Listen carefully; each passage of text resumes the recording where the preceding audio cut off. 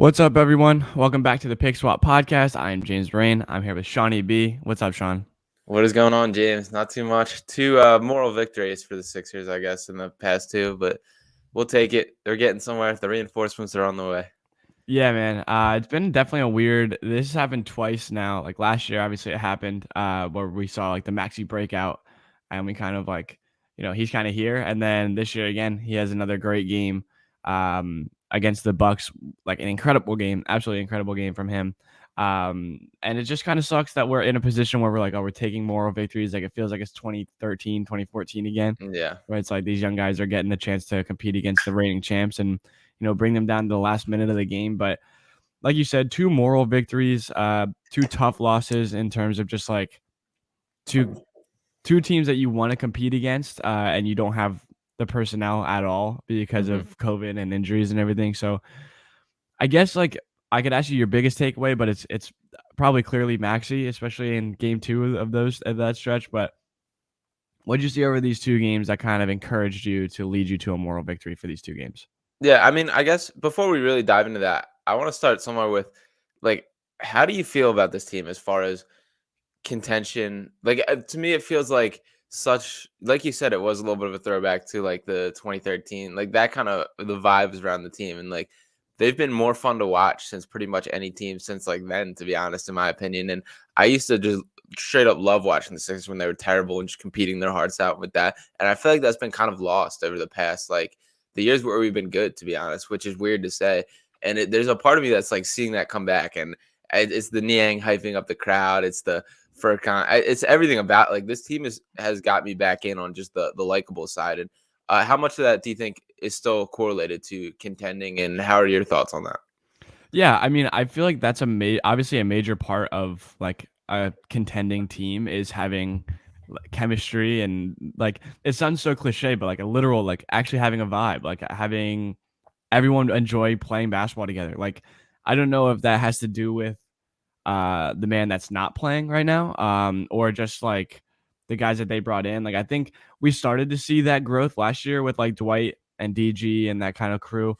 But then you bring in Niang, who's another glue guy. You bring in Drummond, who seems like as goofy and as weird as he is as a player, like he seems like a very like great teammate.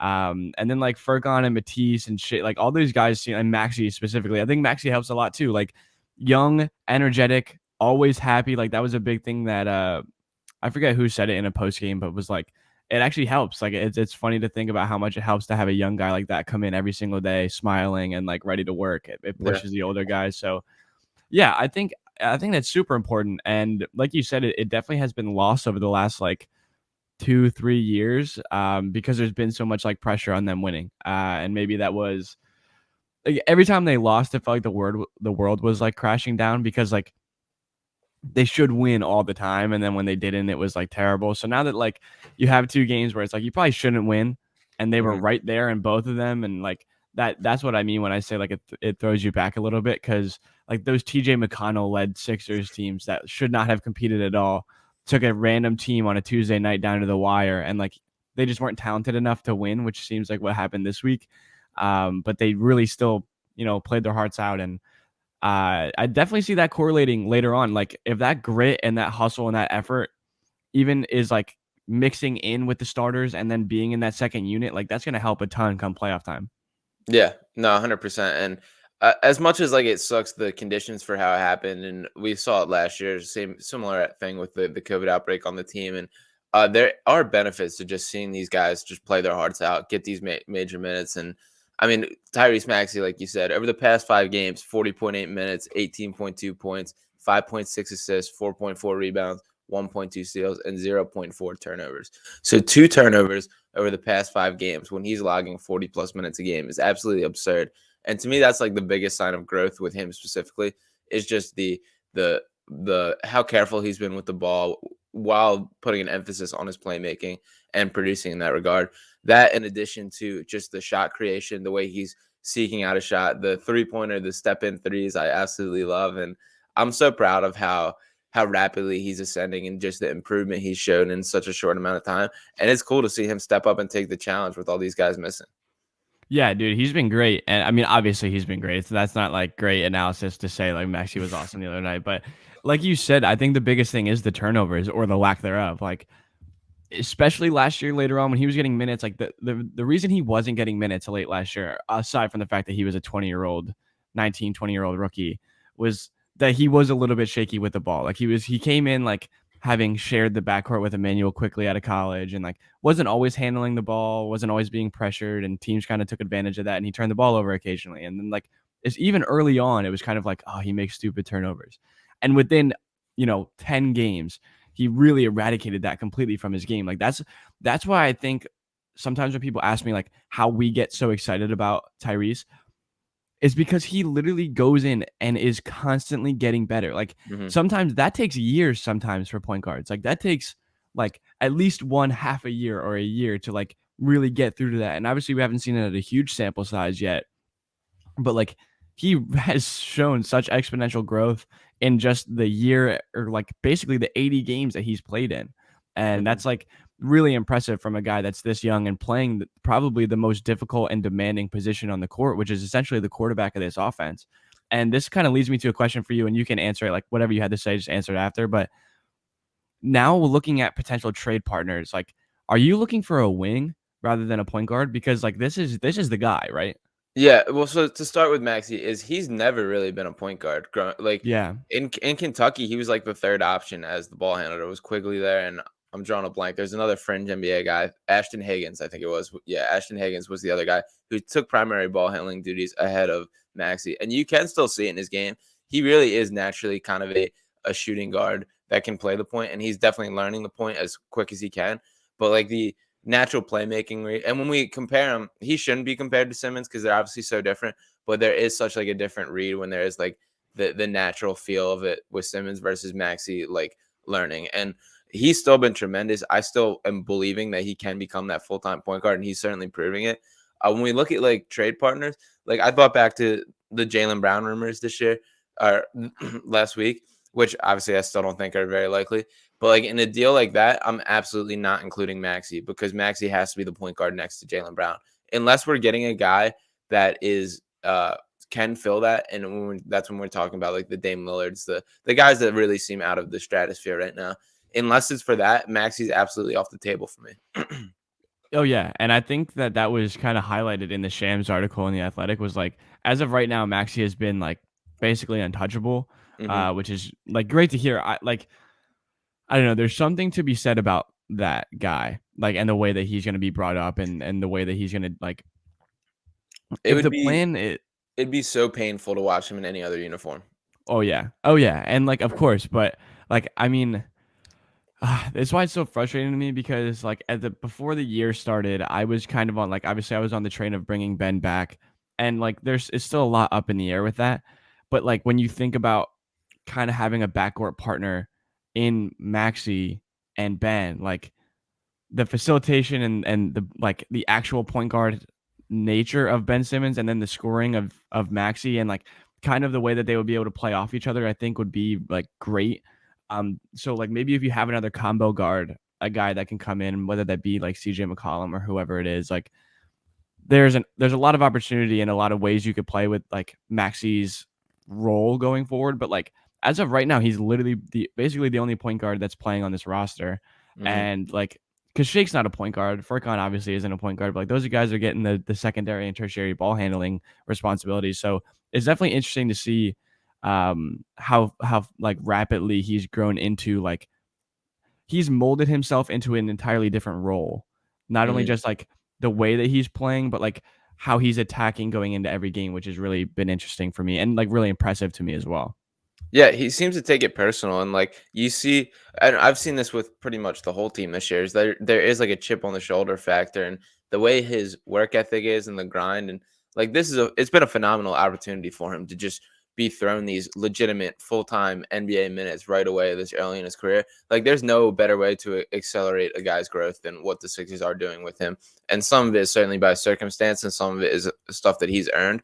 But I'm super happy that he's taking advantage of these, and frankly, like there is a part of me that believes like I think long term Maxi is a a 2 to 3 on a championship team. Like as far as like best option on the team. Like I think he's that level, can become that level of good. And to have him, it's crazy. He's only 21 and just freshly 21. Like he's like 21 and a week years old, and that's like absurd for how much basketball he's played, how much he's grown already. And the work ethic to me, I will never stop believing that with him. And it's cool, the determination. And to shift to another guy too, Paul Reed is growing into a legit asset to this team so quickly as well. And you should have seen me going nuts just alone in my living room as he stuffed Giannis and was just talking shit to him. And I'm all about Paul Reed, Oh B-ball yeah. Paul. I have been since the beginning, and it's cool. Like they need him defensively on rotation. Like he defended Giannis significantly better than anyone else on the team was capable of. I mean, George Niang, nothing but love, but you were getting bullied out there. Like it was a mistake to me not to throw B-ball Paul in the closing lineup at the end there. And like I think it was the impact he made defensively was so necessary. And he is for sure like madness on the court out there at all times, but there aren't like as many growing pains as I guess I would have like expected. Like he's gotten better every single time he's been on the court. And to me, like he needs to keep getting these minutes. And it's the same thing. It's for development, it's for long term, but he's earned it. Yeah, I think he's one of those guys that's really just gonna benefit from being on the court. Like Yeah. he's the only thing like right now, the biggest thing, like offensively, there's just like nothing there yet. Like he creates opportunities and he's so aggressive, and like the putback dunk was awesome, and Mm-hmm. like that type of flair from him, like he's gonna go at the boards offensively and defensively. He's going to attack when he has a chance. And he's not afraid to like make mistakes and get blocked and all that stuff. Like he doesn't really phase him, it seems like. Um, but dude, defensively, like you said, at first you kind of think like when you look at him, you're like, okay, like he's a small big man. Defensively, he was guarding on Julius Randle. He was guarding RJ Barrett. Then he went and guarded DeMar Giannis, like DeRozan. DeMar DeRozan. Like he starts out on the wing, starts out on the top of the key, and then can also bang down low with a guy like Giannis. Like Giannis was 4 of 11 when guarded by him. What? That's like Yeah. the best player in the league right there. That's a 2-time MVP. That's a scoring champ. Like that's Finals MVP. That's not some scrub. That's not some random dude. That's not, you know what I mean? Like, it's not Yeah. like he went out there and then did that against Thad Young. No disrespect, but like that's Giannis Antetokounmpo. That's the guy.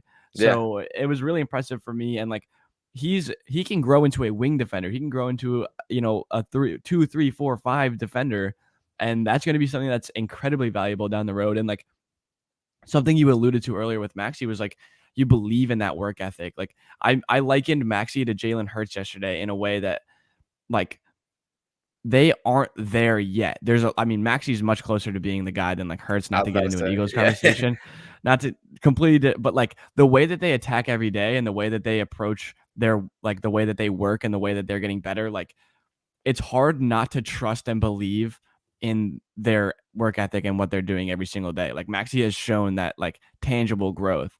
And as he continues to do so, like I don't think that you can like actually walk away from that or like decide that that's not worth it. Like he definitely is a guy that you invest in as a player. And I think they have, and like a lot of people have been saying like Doc coaches Maxey harder than anyone else on the floor. Love it. That's how it should be. Like he is the point guard. He has to be on point to a T every single game because that's how you win basketball games. So like it makes sense. And I've been just very like over the moon about Maxey. We have been from the start, but like just even these last 5, 6, 7 games have been incredible from him. Yeah, on your Jalen Hurts point. So, uh, the difference to me is Jalen Hurts, I've this whole time looked at as like I want that to be the guy. Like Yeah. I love everything about him, his personality, everything. The difference, like you said, with Maxey, I've just seen there's been so much more tangible evidence and growth from the Yeah. beginning that like I'm way more inclined to be willing to put all my chips in on Maxey at this point in Yeah. time. And I hope both get there. So I don't want to hate on either, but I really just like that improvement it's tough to buy. And then when we look at B-ball Paul, so he's 6'9" with a 7'2" wingspan. So it's kind of an interesting mix with like what positionally he ends up as. I love how fluid his hips are, how quick his feet are, how the list of names you just read off are who he guarded, or the RJ Barrett, Julius Randle, DeMar DeRozan, Giannis Antetokounmpo. That's an absurd list for a guy of like his stature. I mean, he's getting called Patrick Reed on the damn broadcast. Like, give this guy his respect. But Yeah. like there's something there with just the switchability, the defensive that like come playoff time, I'm still concerned that the Andre Drummond it will not be playable. Like I understand he's better than Dwight. I just think stylistically, like when we look at some of these teams we might match up with, like they're gonna just get him on the perimeter creator and just bully him. And if it's B-ball Paul out there, which he certainly has massive growth to do before he can be put in this position, but like I trust B-ball Paul out on the perimeter against the guard significantly more than Andre Drummond. And I know Drummond's been great. His stats look absurd, but think about this time last year, we felt the same way about Dwight Howard. And I Yeah. think Drummond, there's more concrete there that he has been better and he has done more and done less of the bad stuff. But I'm not confident enough to say that coming in the playoffs, this guy's ready to be a rotational piece.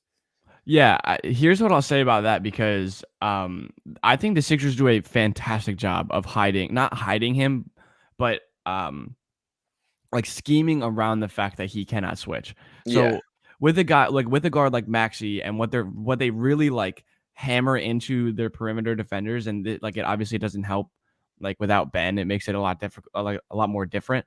And like Danny Green doesn't have his step. Seth Curry is Seth Curry, but like with Maxey and Matisse and Furkan and Shake, like all we've seen from those guys is relentless chase, Hmm. relentless chase. Drummond has been so good at like picking the bounce passes and the lob, and like he does a very good job at that. He's athletic enough inside like 15 feet to cover that ground. And what we see is Maxey gets hit with a screen. They don't switch yet. They don't switch at all. And Maxey's just on a relentless chase to him, and they force a pull up jumper, which he can contest in the rear view. And obviously things change in the playoffs. The schemes offensively change and they attack like they just force that switch and they try to. But I think with what we see right now is like the Sixers are really trying to hammer that into their perimeter players to never stop with the pursuit to your player, like with the ball handler. So I don't know. I think Drummond has been really good, like surprisingly good in the pick and roll defense. Yeah. Whereas Dwight Howard was always bad. Like even from the start, he was always bad. And a stat line from Dwight Howard last night. I don't know if you saw this. He played like, I don't know, 20 minutes, no stats other than 3 rebounds and 6 fouls. And it was just like all Did, love for Dwight, but man, I'm glad that that's not here anymore. so I somewhat saw this game. I was popping in and out. I got a Twitter notification that Udonis Haslam subbed in just basically to whack him. Is that actually what happened? I don't know. I didn't see the game. I just saw the Okay. stats. I I'll check flipped it to on see. after that, but if it happened, I missed it.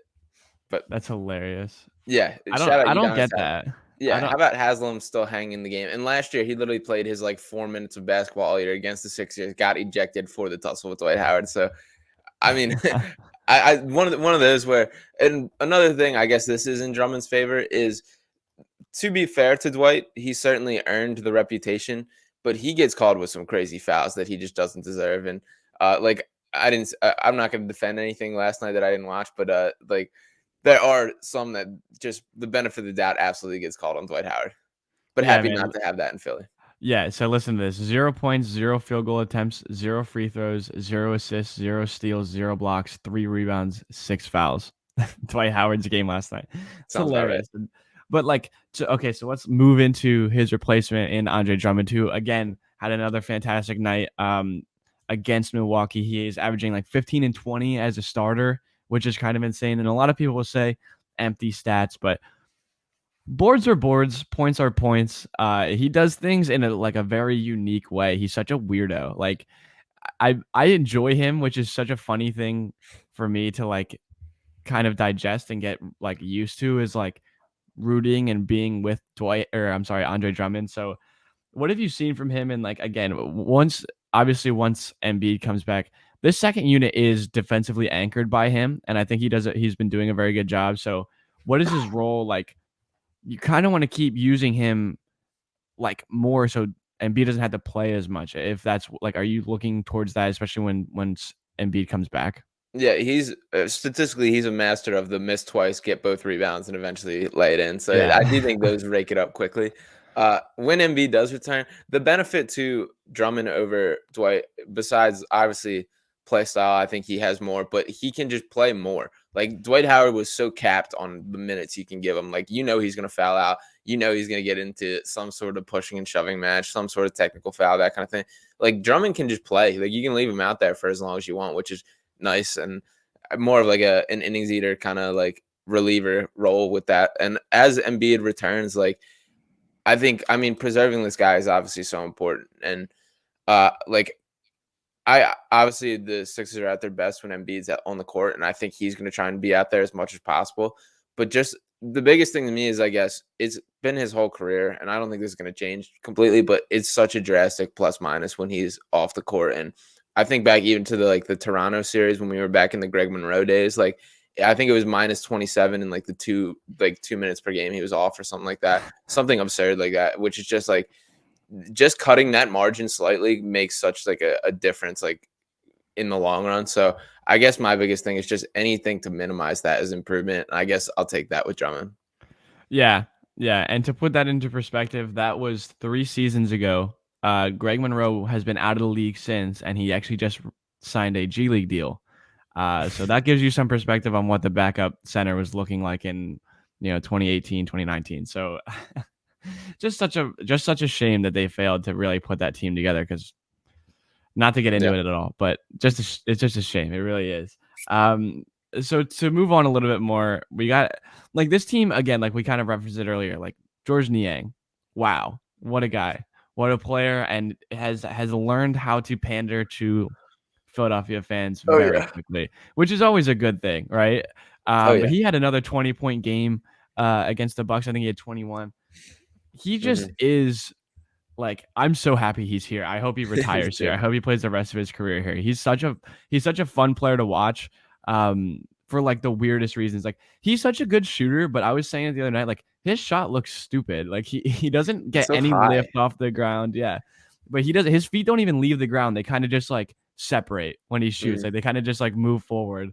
He's very goofy, but like in the best way. So what have you seen from George? Yeah, the arc on his shot kind of changes too. Like there's times where it's just like a straight rainbow shot, and like especially when he's covered, I see it a lot. And he's still like he embodies the every shot he goes in. I have confidence in. He has confidence. It's the same kind of cut from like the Furkan mold with that. He absolutely gets Philly. He absolutely loves it. He talks a lot of shit, and the hyping up the crowd, the chirping, everything. I'm He's all from about Brooklyn, it. baby. He's certainly got the Philly cut in him, and that's awesome to see. 5 of 7 from 3. He hit 4 for 4 from the start yesterday. I mean, offensively, he's so much more than he's ever had a chance to be in the NBA. And I do think this is like a chip in the shoulder year for Georges, and in the way that like he's been so cut into this role his whole career that I think he's having a blast just breaking out of that and just playing basketball the way he knows how. And he's proving that he's capable of that. Like he can do more than just be a 3-and-D kind of shooter guy. And I love the versatility defensively. There really aren't positions anymore. And he's a guy that embodies this as well. Like you can call him a 4, you can call him a 3, small ball 5, whatever. He's a basketball player, and he's doing great at it. So I love the offensive option in particular. Any additional perimeter shooting is great. And it statistically is awesome. Like objectively, he's a good shooter no matter what kind of pigeonhole you want to throw him in.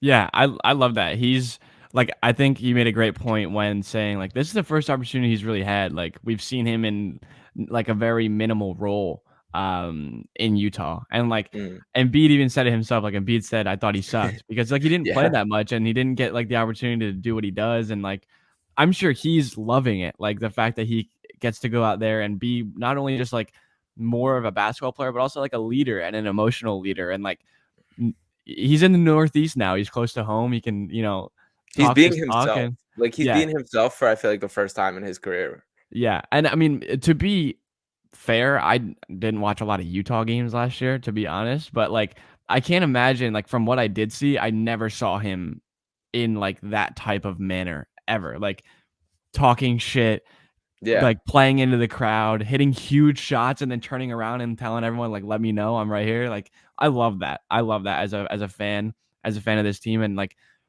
to see it being someone other than Joel or Tobias, like because even Tobias talks, but I feel like most of the time it's like to the official. Like if Tobias is pissed or like getting heated, it's like at a ref.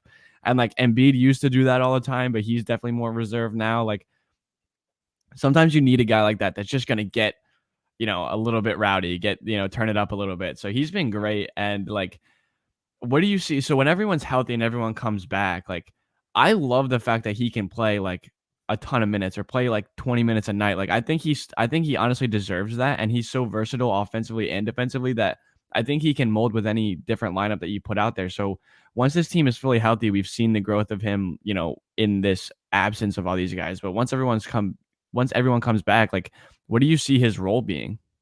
Yeah, and the one thing I will say about Niang is I remember him specifically from college when he was at Iowa State. He Yeah. was one of the guys, like, because he was very, like, he was a fun guy to watch back then too. So like I, I'm getting like flashbacks to, like, damn, like I remember when this guy being sick, like in the tournament Yeah. around college and that, and like he kind of just had been like locked away since then, and I guess Utah just didn't let him do his thing. But so I'm happy that that's coming out, and I will never forget that George Niang ever. Him gaining and dropping weight throughout college was a Yeah. whole storyline. But when he does come back, like, I think he's going to be the number one Tobias backup. I think didn't really have a true Tobias backup all last year, and that's why he kind of led the team in minutes, played as much as he did, and Mike Scott was a zero out there. Just having a guy that can rotationally play, and I am confident that he can play enough rotationally.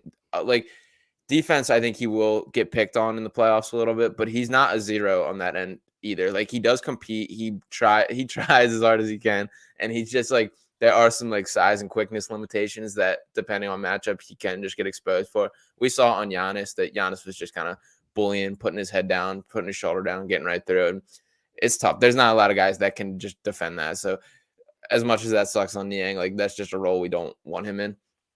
But I do think he is like a rotational playoff piece. And he's a guy that I think falls in the line that can just catch fire when we need. And that's in the same mold as like Furkan, Isaiah Joe, even. Like there's going to be nights where we just need a spark. And Niang is definitely capable of that. And all this like emotion that he's showing and the rawness that he's proving, I think ties right into that. And I think it even moves him up in like the order of like chance at it. Oh, I 100% agree. Like I think about the fact like if you replaced Mike Scott with Niang last season, like I think he's one of those guys that like almost coincidentally changes the energy in the game. Like he hits one big shot, we kind of alluded to this the other night like the game against the Knicks. He was 1 of 1 for 7 from 7. 3. Yeah. And the 1 3 that he hit was to like tie the game in late in the fourth quarter. And He's like calling on the crowd. yeah, Yeah. calling on the crowd, like he no care in the world. Like he shoots that shot expecting it to go in. It reminds me of the OG Anunoby game winner against the Celtics in the bubble where he's like, were you surprised that went in? No, why would I be surprised? Like I don't shoot to miss. Like I shoot for it to go in. And like that's the same thing like with Niang. Is like I just feel like he is supremely confident in himself, which is obviously important. But then that energy is passed around to like the teammates, and you see that kind of confidence and that aggressiveness from all the players now, which is it's been very enjoyable to watch. And that kind of goes back to earlier, like talking about the team chemistry. I think he's been like a huge proponent of that. And The real guy quick, that's been to shout out Doc Rivers because we're constantly not a fan of Doc pretty much, but he did try and get Niang last year. He talked to Morty about trading for yeah. him, which that would have been very interesting if that had been a way to happen. And I don't know if that necessarily changes anything in the long run, but like he definitely would have made an impact last year. So It would have been shout better out than Doc for George having that Hill. eye.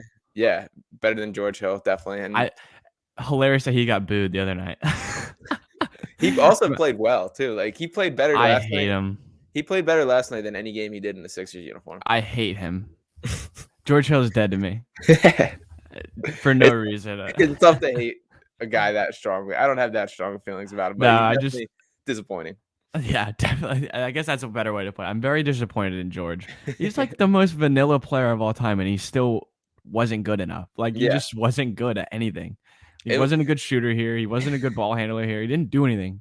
he's like the most normal basketball player of all time. Like he just does the basic stuff and he just simply was not good enough here. Like he just was Yeah, not good enough at the basic things. So I don't yeah. know why that happens so consistently, but definitely I don't evident. know either. Yeah, same thing with like GR3, who like doesn't have a job anymore. Anyway, to move on, we're getting on a tangent here, but we could talk all day about like guys that spent 4 months in a Sixers uniform and just go down the line of all these guys. But to talk about a guy that has spent way longer than 4 months in a Sixers uniform, one of the longest tenured Sixers as is, Furkan Korkmaz ruined my night the other night.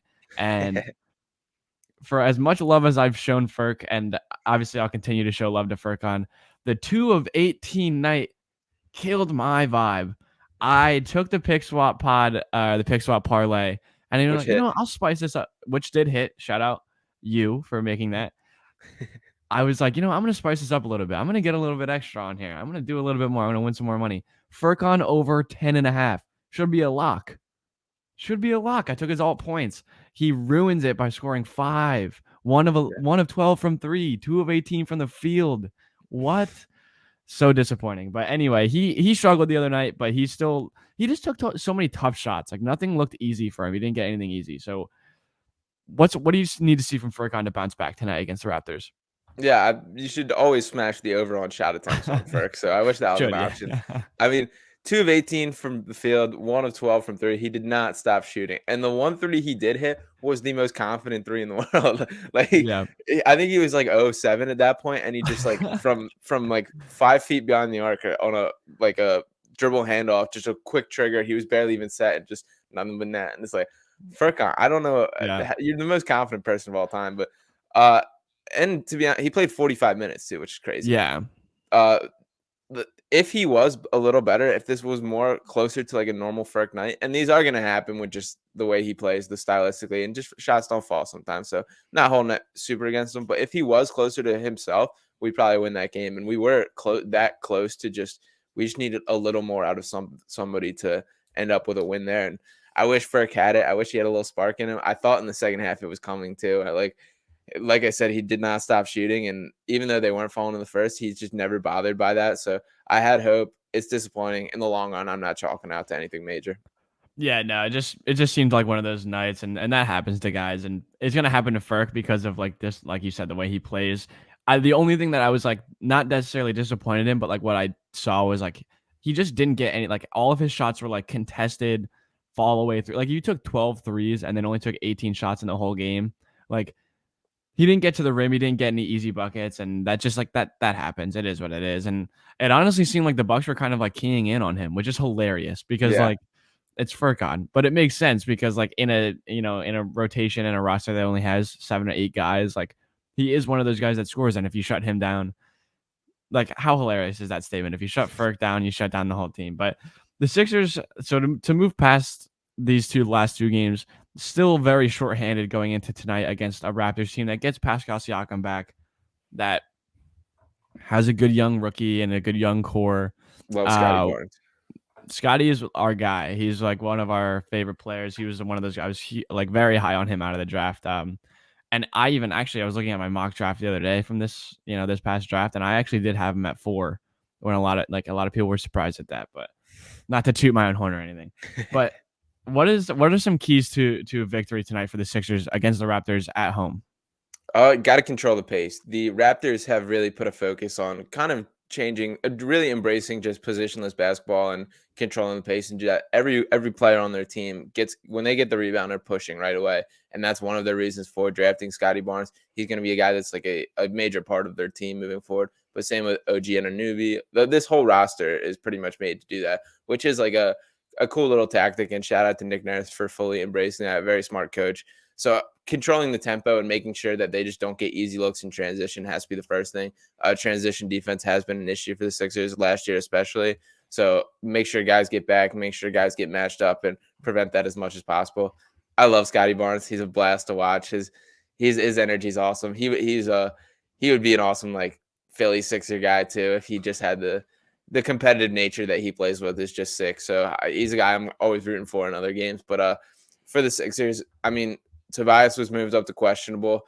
I still don't understand the protocols. I thought he had to wait an extra couple days, and I feel like he can't play today. But there was a change on the injury report, so who knows? Maybe he returned 2 negative tests or something happened that they're allowing him. But if he's back, that's obviously a huge difference for the Sixers, and that need that scoring punch, that consistent punch. And it's not going to get easy until we have a full roster back, and it's going to take this continued competitiveness. But they've been so close these last 2 games. The Raptors, I think, are a little notch below both these other 2 teams. So we've been close. Maybe this is the one that we can get over the edge.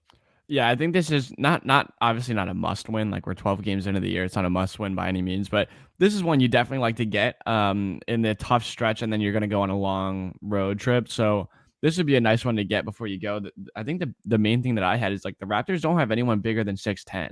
Like Yeah. they're a very small team. They play, like you said, positionless basketball, but they play a centerless team tonight. Like Andre Drummond should have a great night on the offensive glass. Like if Paul Reed gets minutes, I think he's going to eat up. Like Niang and all the other guys should, get their hands dirty tonight, find the rebounds, find the boards, get just being aggressive and matching that energy that the Raptors always bring, I think is really important. And then just handling pressure. Like Scotty Barnes is going to pick up full court probably. The Malachi Flynn's a great defender. Like they're going to have guys that are just like putting pressure on Maxey and any ball shake, any ball handler that kind of comes across half court. They're going to put pressure. So handling the pressure, hitting the boards, and then like you said, matching their pace. They're going to be a tough team to run with because they're just young guys with fresh legs, and that's how it goes sometimes. But they're going to be like as much as they're not as talented as anyone else, they're going to fight probably as much or more so than any other team that the Sixers have seen so far. So it'll definitely be an interesting game. Do you have any like predictions or anything? I do think the Sixers win tonight. I think that this is the one they kind of get back in the win column. They've competed so hard these past 2 games that they deserve one, and I think tonight's going to be, as long as we have the same showing with that energy, with that intensity, which from what the team's shown so far this year, there shouldn't be any reason to doubt that. Which I love how confident I feel about that. So I do think they get in the win column. Uh, and I agree somewhat with a big Drummond night. I'm a little nervous the Raptors are going to try and expose him as much as possible defensively, and I want to see some more B-ball Paul. So I'm going to say this is a B-ball Paul type of game. I hope we see him in there. Yeah, I hope so too. Maybe this will be a test to see how Drummond holds up against like a very switch heavy offense, like trying to get him onto some guards or some like even if like Barnes, like if he switches on to Barnes, who's like obviously not a shooter by any means, but a guy like that or OG Anunoby, like you have to be able to hang with those guys on the perimeter. So it'll be interesting to see what he's able to do. I also think the Sixers get a win tonight. I think they Mhm. need one. And I think they're kind of like I think they're itching for one tonight. So it'll definitely be interesting. Before we go today, I do want to point out something really quickly. Dwight Howard, we talked about him a lot earlier. He went on a podcast with Taylor Rooks, and to be totally fair, I didn't listen or watch the full podcast. I just saw a clip that they posted, and um, he went out of his way. He went up to bat for Ben again, and he's always been like a very uh, openly like an open defender of Ben Simmons and the Mhm. way that everything's gone on. So basically, he said the biggest issue that he had with it was that like it was public, it was super open. The criticism of Ben was like just out there, and that he would have rather like I guess them do it behind closed doors rather than do it through press conferences or whatever it was. And that everything seemed to get like put on Ben. So I didn't know if you had any takeaways from that, or if you just saw anything from it, or if it was just another attempt from Dwight to kind of like uplift Ben, which is always a good sign anyway. Yeah, I mean, Dwight's been pretty firmly at bat for Ben since the start. There was the one right after the postseason ended that he held the live and basically just talked about like how young Ben is, how much he still has to learn, just go easy on him, basically. I mean, I appreciate it from Dwight. I appreciate sticking up for your former teammates to this point. He is a guy that definitely seems to have flipped the page like in his own personal life and been all about positivity, uplifting guys, and you can't hate on any of that.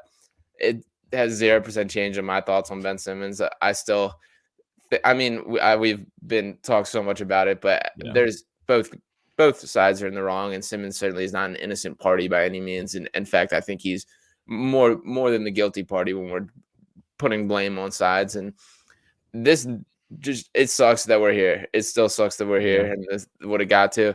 I don't think anybody wishes that we were in this situation. So I don't know where like it's tough to figure out how to make it better. And I don't think any like healing from Sixers fans changes things on Ben's side either. So I like where Dwight's hard at, but really doesn't change anything.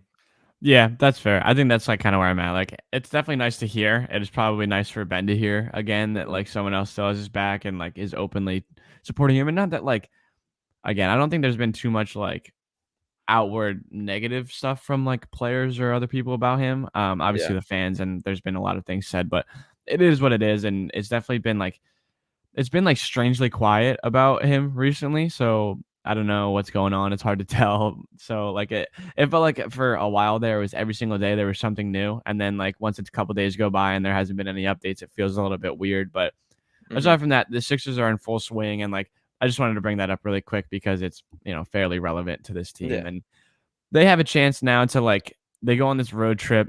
This was kind of where we were eyeing a potential Ben return. Doesn't seem like that's going to be the case at all. So they're at home against the Raptors tonight. They go to Indiana on Saturday, and then they're in Utah on Monday night.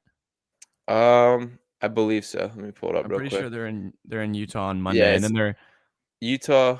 So Utah, then the Nuggets in Denver, in Portland, Trailblazers in Sacramento, against the Warriors, and then heading back home. So a 6 game stretch there. a At tough six Indiana game first. stretch. Yeah, tough 6 game stretch. This was what we eyed for a potential Simmons. He has no interest in ever putting on a Sixers jersey again, and he's gonna stand strong on that. I mean, I'm sure there's the behind the scenes talks about it, and at the end of the day, I'm sure everybody would like for him to get on the court, uh, except Simmons, I guess. So, uh, I don't think anything changes. It's gonna be a tough stretch. I hope Embiid's back and we get the whole kind of. Yeah, I wanted this to be a chance for him to rest on the road trip. I guess he's kind of getting it now in unfortunate circumstances, but once the team comes back, we should have a better chance at these games.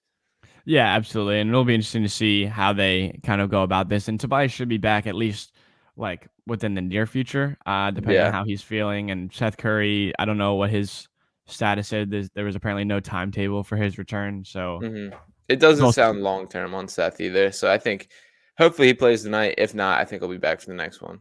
yeah. So they should be all right. They should be getting back towards full strength or close to it. So the Sixers play the Raptors tonight at home. I have an intramural basketball game tonight, so I don't know how much I'm going to be able to watch of it, unfortunately, which Wow. I'll just watch it after. But I got to go drop 20 on some freshman's head, so it'll be fun either way.